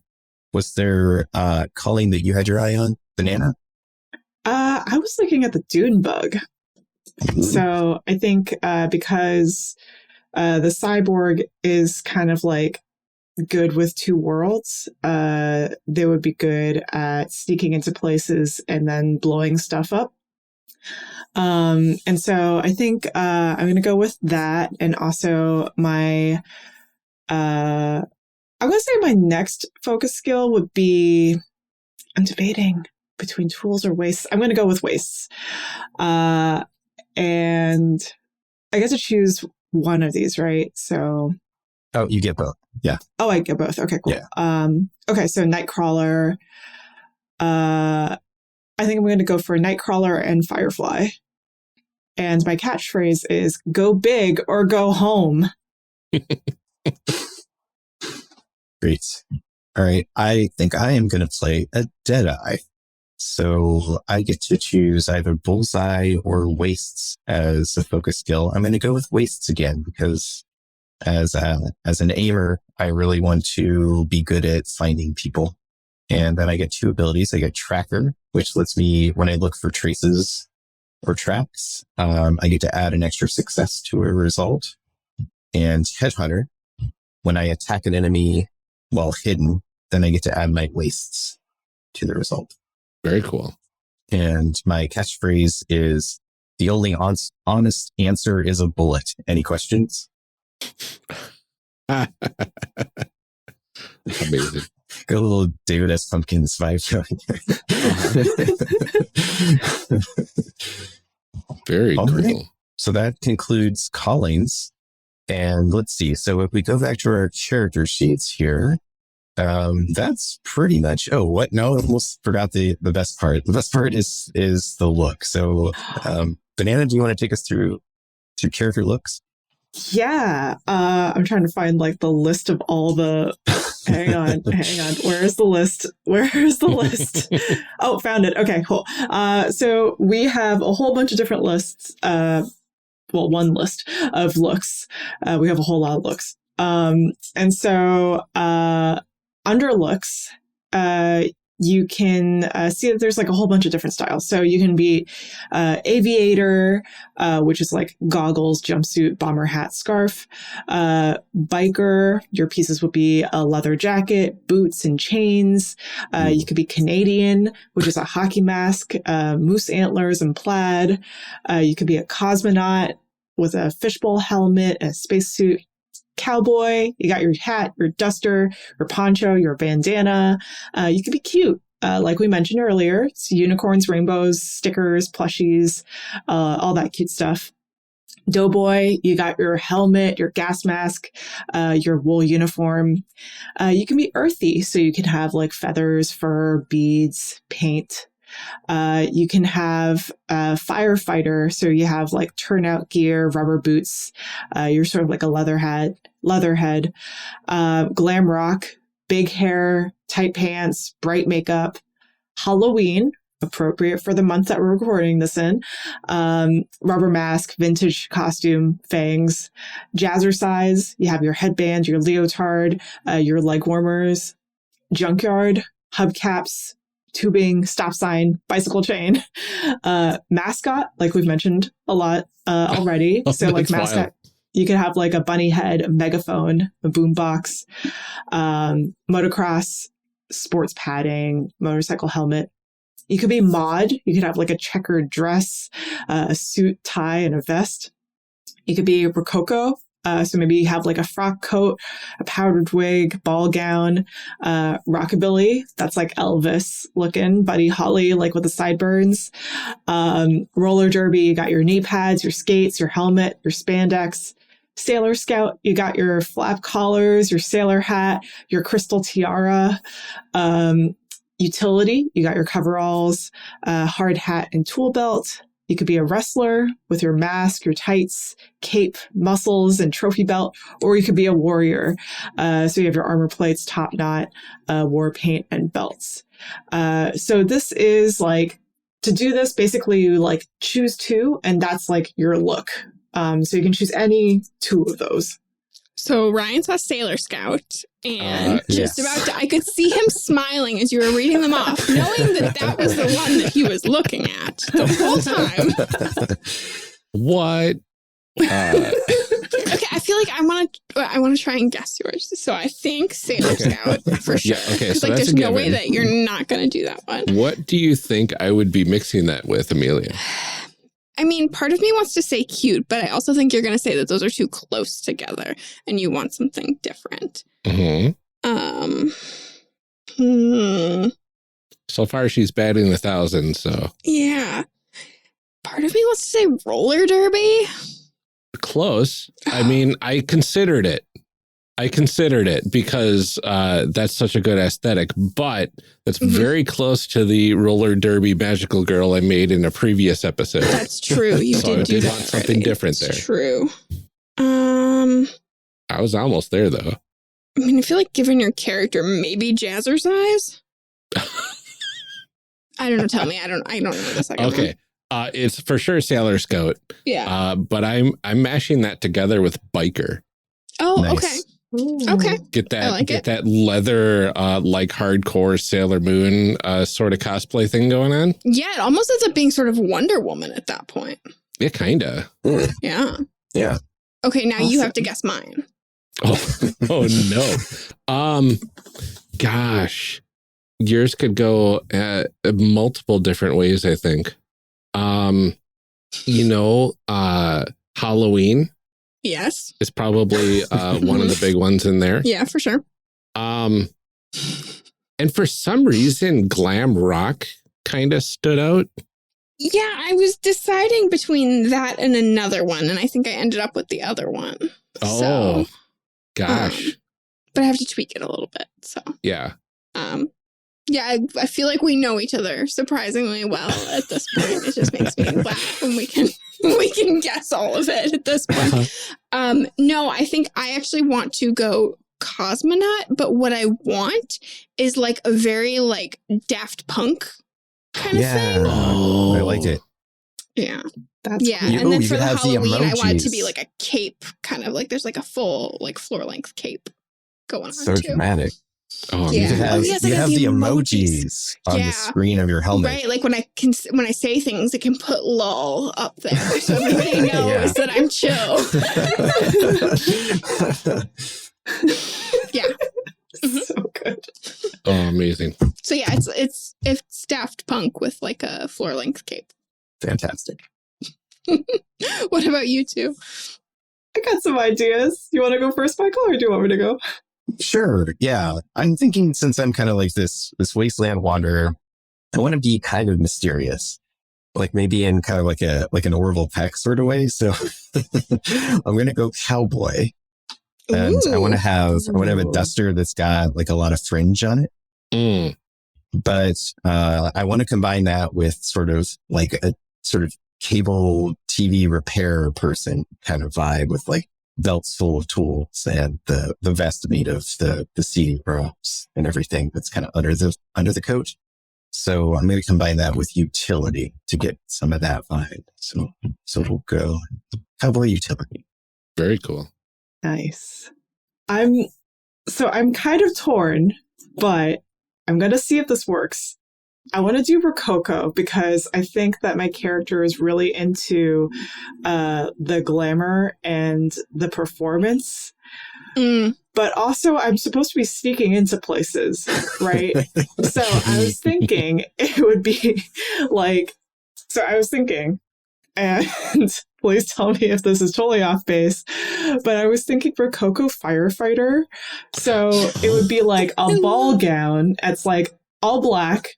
And then on the bottom is like flames, like Guy Fieri flames.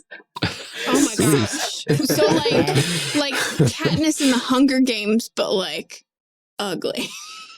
Exactly. Okay. I like it. That sounds cool. Oh, Ryan, I feel like we didn't let you like fully describe yours.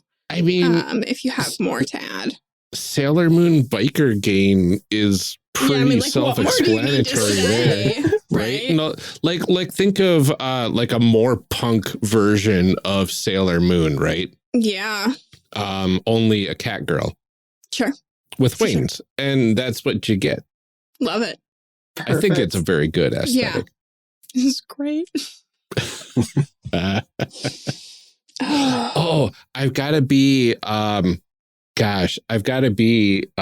fur has to be either it's probably going to be like a purple color that's supposed to be black, but like, you know, whatever from anime from the 90s, but Luna colored from Sailor Moon.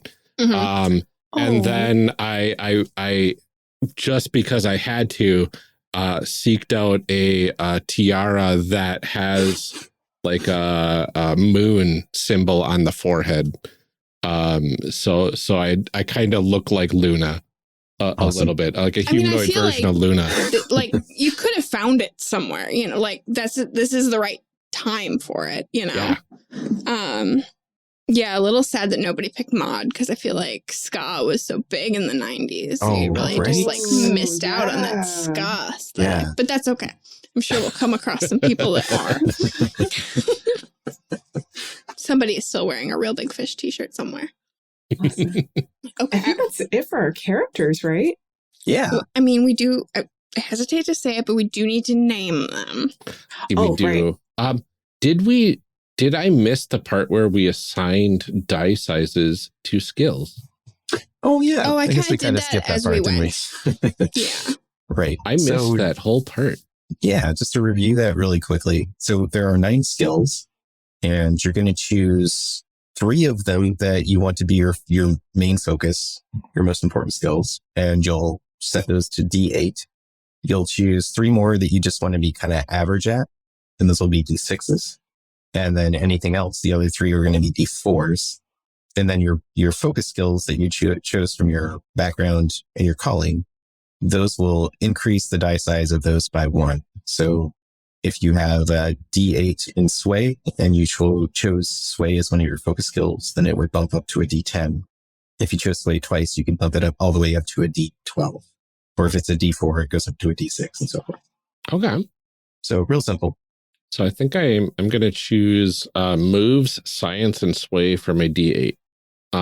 So then science moves up to a D12 because of my 2 increases. Nice. Yeah. And now I just got to figure out what I'm really bad at. Could be bullseye. Bullseye is a D4. And tools, because my hands are like partially cat hands now. Partially paws because I can do quadruped running. Yeah. Right. So like less opposable digits. And then wheels. Might as well. Just that whole middle line I'm bad at. That works. Yeah. Then D6s in the rest. All right. Nice.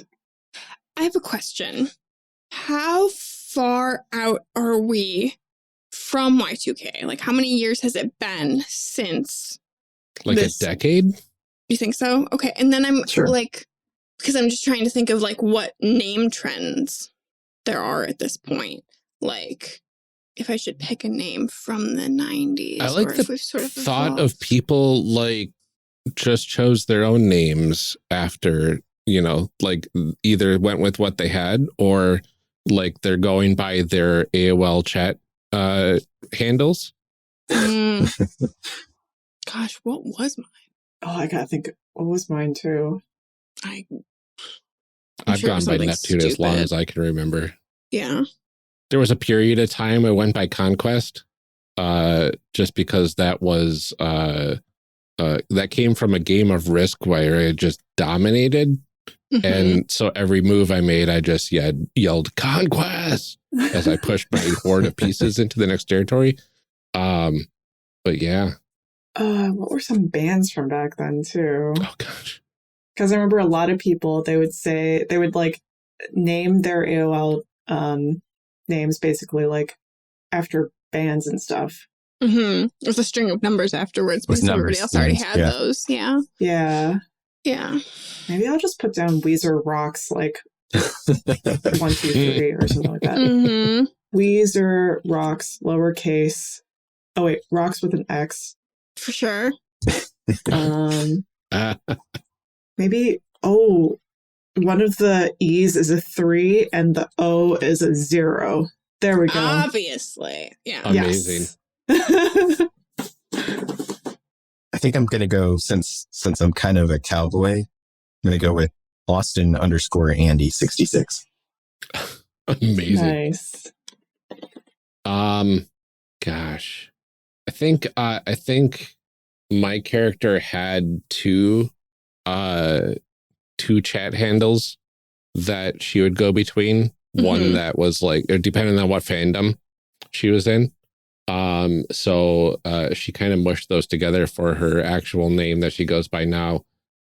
So anybody can find her. Luna Moonhaven. Mm-hmm. Ooh. All Amazing. right. So I think since I already brought up the ska thing, I am going to name mine after the Real Big Fish hit Sellout, which came out in 1996. I did check to make sure it was one of their albums that was before Y2K. But then obviously the E is a 3 and the O is a 0. And then maybe we'll put like 48 afterwards for no apparent reason. But I feel like that works well for an outlaw that is like, a hired gun. I feel like Sellout is a good name. Oh, that's like pretty it. cool. That's sweet. Nice. Oh, wow. So we did it. We finished our people. Yeah. Yay. That's just so cool. It's a cool Good group. job, team. Oh, amazing. Okay. So we had just a couple questions about your process creating this, if we want to go over those quick before we head out. One of the things we like to ask is like, what inspired you to create these sorts of character creation mechanics? The mashup especially is really interesting to see in a few places here. Yeah, well, I think, well, for the mashups, for me, I just didn't, I had the feeling that most people, when they play a game like this, their tendency is to just gravitate towards one thing. Like, oh, I'm going to just be a punk. I'm just going to be a biker. And by requiring you to choose two things, that puts you in a position where now you have to think about how they actually fit together. And then you end up with these more expressive and more unusual characters, rather than just something that feels sort of cookie cutter. And that was kind of the goal with both the backgrounds and the callings too. We didn't want you to just be like, well, my character is just the robot. All right, you're the robot. Good bun. So you're like the robot doctor. You're the robot rocker. So you're like, in one game that I ran, somebody played an animatronic bear. It was like a rockabilly bear. I love it. So there aren't very many other games where characters come out of the character creation process like that. The showbiz pizza of characters. Yes. Yeah, for sure. It's like a leftover Chuck E. Cheese. No, and I think that sort of dystopian future, or past, as it were, is a genre that kind of has a lot of tropes and stereotypes already associated with it too. And I think that combining those things and mixing the different pieces really forces you to think outside those genre tropes too, which I really enjoyed. Right. Yeah. We don't want everyone to just show up and decide they're going to play Mad Max. Yeah. There are other games where you can do that. Right. But, yeah. Fallout already has its own RPG. We could just play that. And right. Yeah. Absolutely.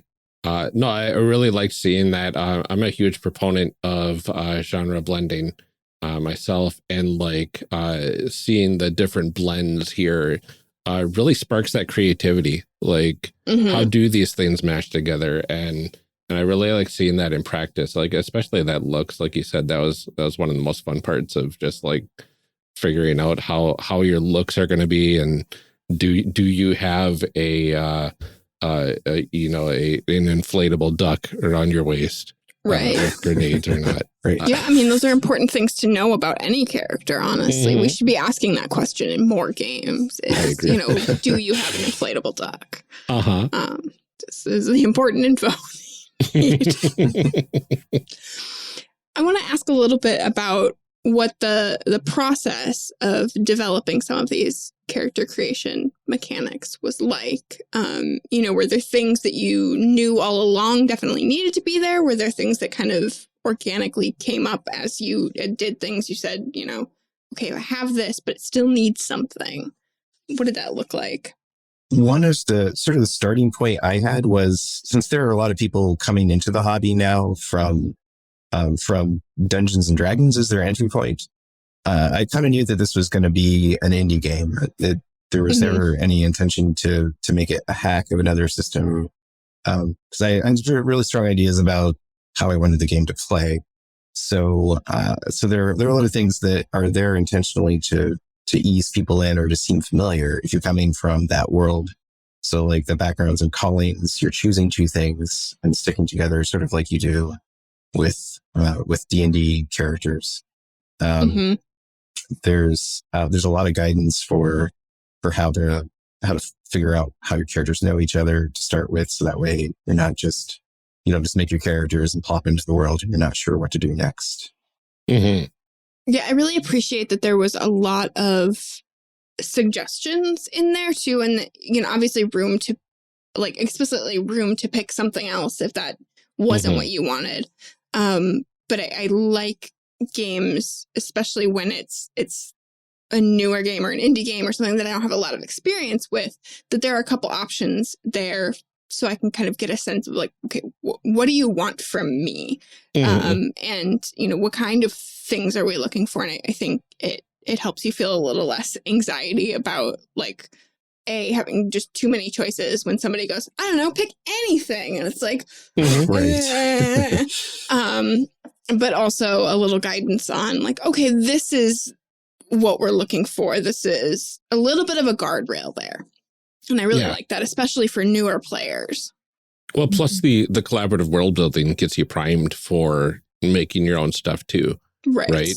Like, oh yeah, I can build off of pretty much any of the suggestions here with my own ideas. It's okay because we just built this world out of nothing practically, just a few prompts here and there. And now we have the ability to do that with our characters too. And I think that's pretty cool.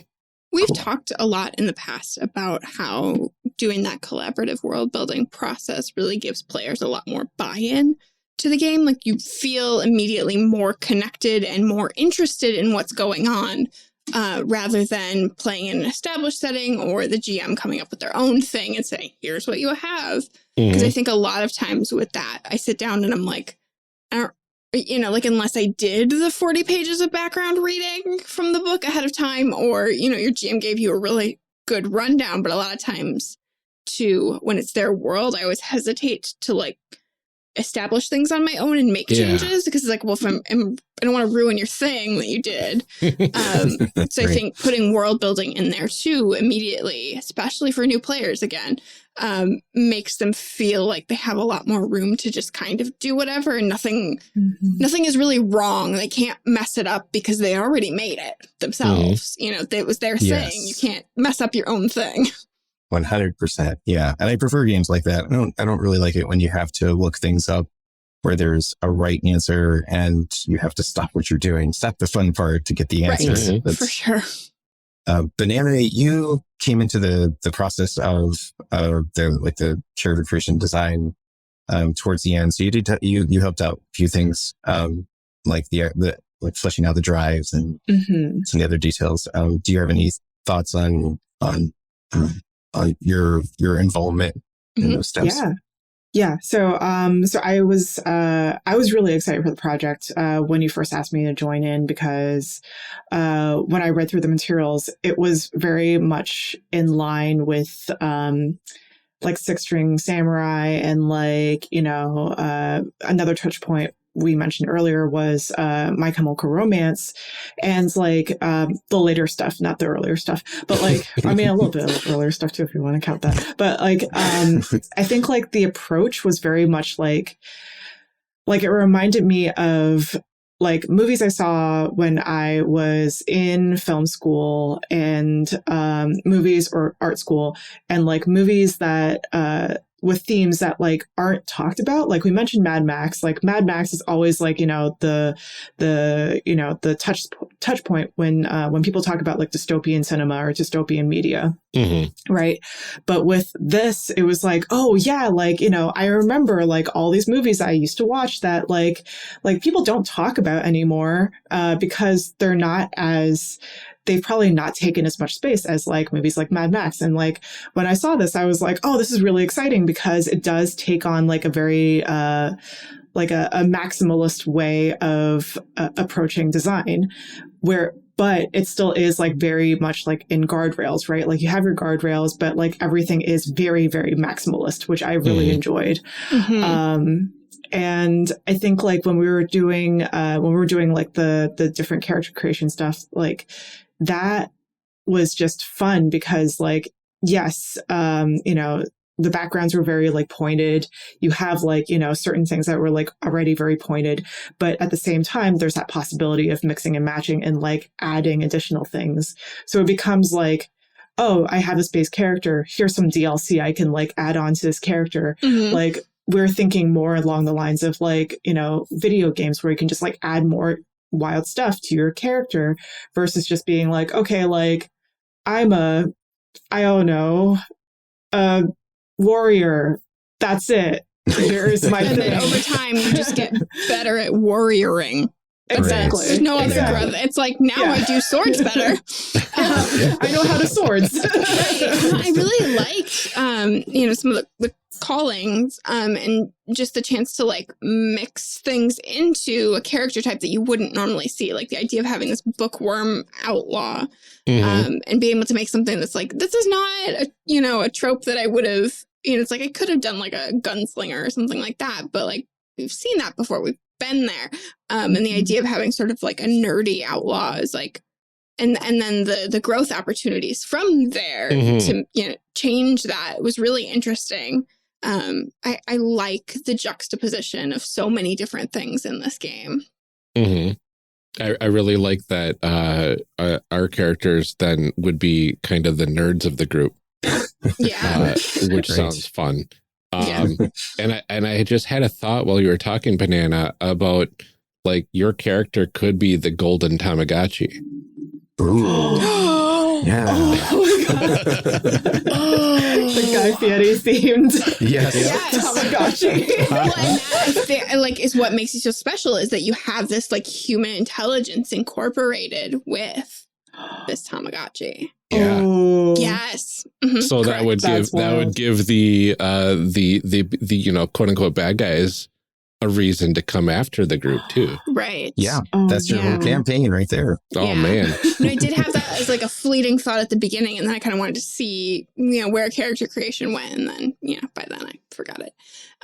But yeah, no, I really want that. And obviously it's up to you. It's your character. Yes. I feel like that's a really absolutely. I feel like that's 100%. A really interesting concept that, It's like weird cyborg and like a ball gown. Yes, love it. 100%. Yep.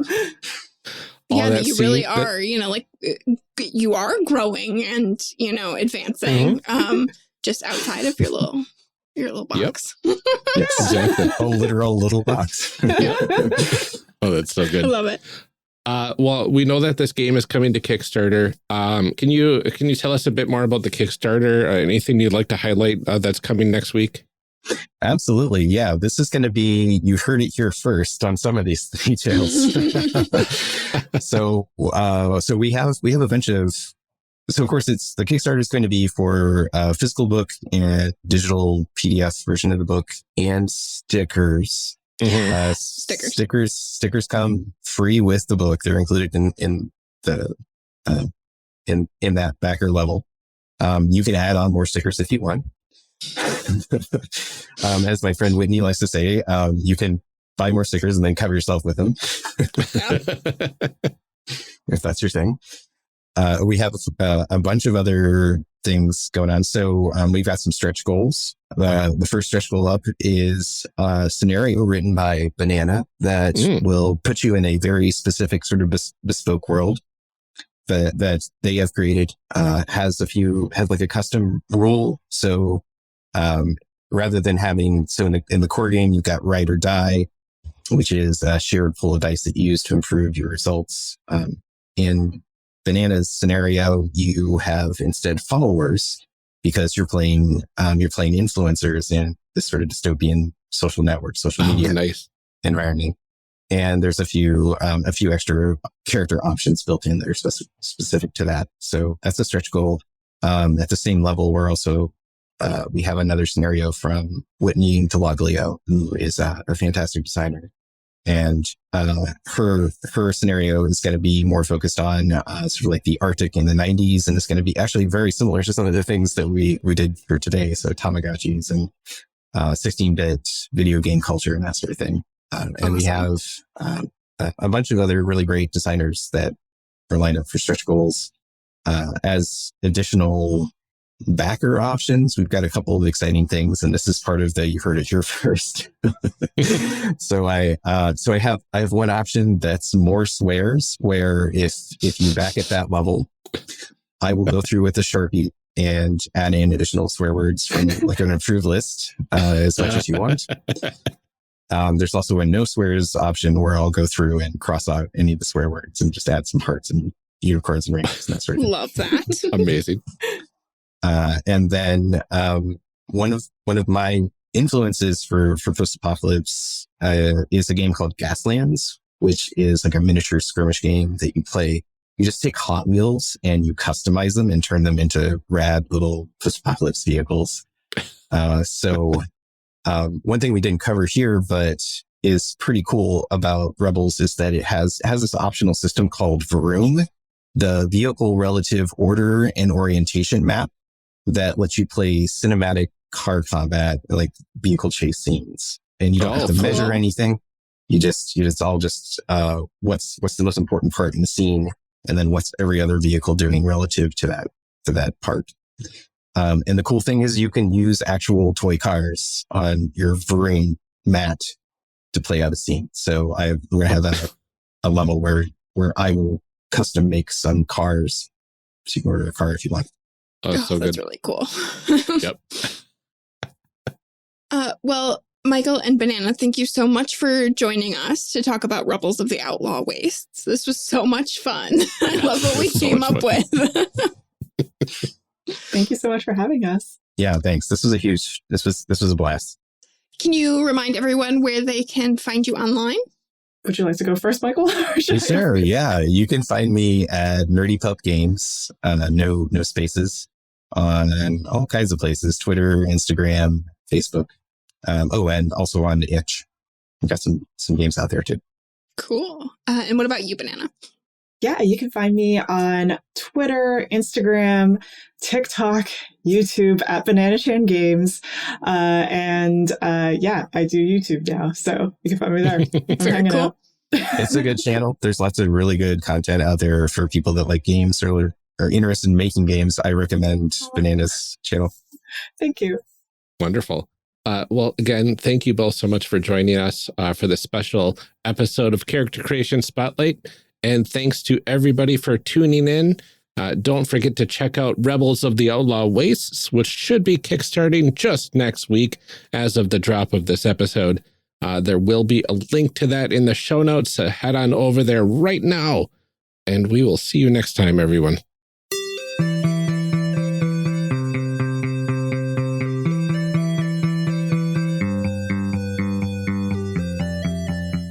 Character Creation Cast is a production of the One Shot Podcast Network and can be found online at www.charactercreationcast.com. Head to the website to get more information on our hosts, this show, and even our press kit. Character Creation Cast can be found on Twitter at CreationCast or on our Discord server at discord.charactercreationcast.com. I'm one of your hosts, Amelia Antrim, and I can be found on Twitter at Ginger Reckoning or on my other podcast, Garbage of the Five Rings. Our other host, Ryan Bolter, can be found on Twitter at Lord Neptune or online at lordneptune.com. Music for this episode is used with a Creative Commons license or with permission from the podcast it originated from. Further information can be found within the show notes. Our main theme music is Hero Remix by Steve Combs and is used with a Creative Commons license. This podcast is owned by us under Creative Commons. This episode was edited by the absolutely fantastic Ryan Bolter. Further information for the game system used in today's guests can also be found in the show notes. If you'd like to support our show, find us on Patreon. Get access to bonus episodes, extra outtakes, and much, much more at patreon.com/charactercreationcast. Thanks for joining us. And remember, we find the best part of any role-playing game is character creation. So go out there and create some amazing people. We'll see you next time.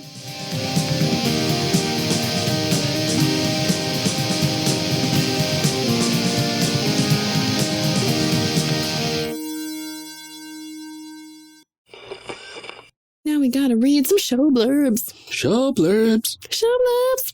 Show blurbs. Show blurbs. Character Creation Cast is a production of the One Shot Podcast Network. If you enjoyed our show, go to oneshotpodcast.com where you'll find other great shows like Mystery County Monster Hunters Club. Check out Mystery County Monster Hunters Club, an actual play podcast where the heroes are teens and the teens are a mess. Join a group of impulsive but well-meaning after-school monster hunters in the year 2006, doing their best to protect a weird little town in the 51st state of Superior. Through the game Monster of the Week, this cast of improvisers confronts cryptids, magic, and the biggest monster of all, feelings. Find Mystery County Monster Hunters Club at mysterycounty.com or your favorite podcast app. Oh, sorry. That's fine. As long as it all lines up. Are we good enough? We're probably good enough. I'm sure we are. We got a clap in there. That's okay. Yeah. I clapped on my end just in case. That's okay.